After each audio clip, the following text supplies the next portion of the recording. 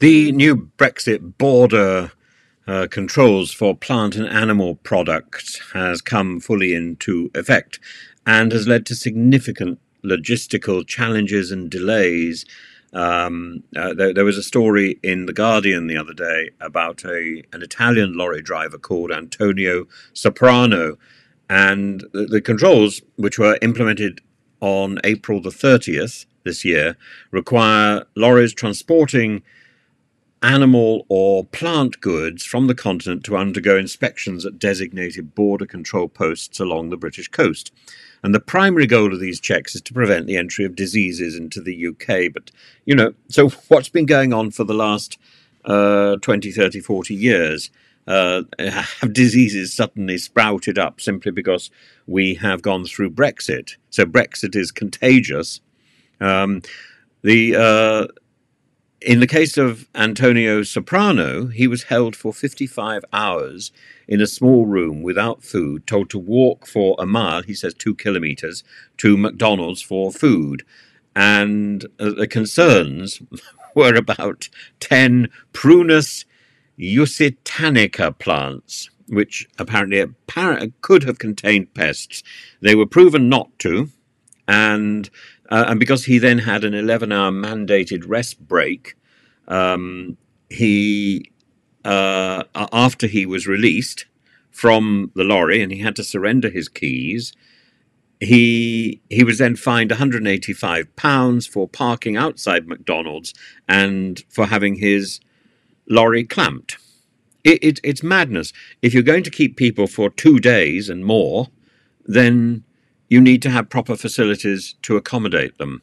And, it's, as I say, has biosecurity suddenly become an issue simply because we have left the European Union?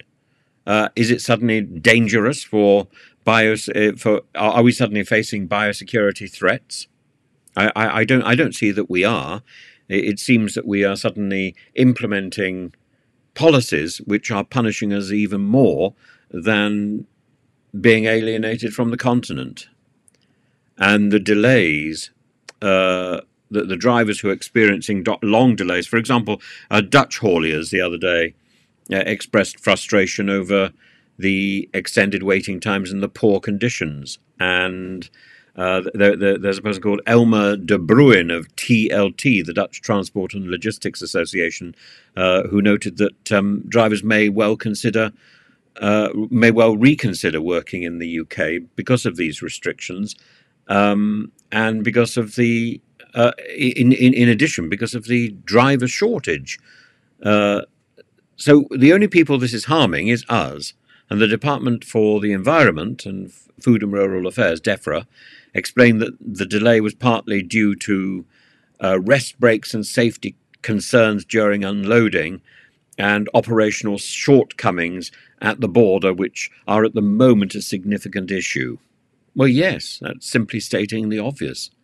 And if if you're going to implement something, you make sure that something else is in place to make sure that it's supported.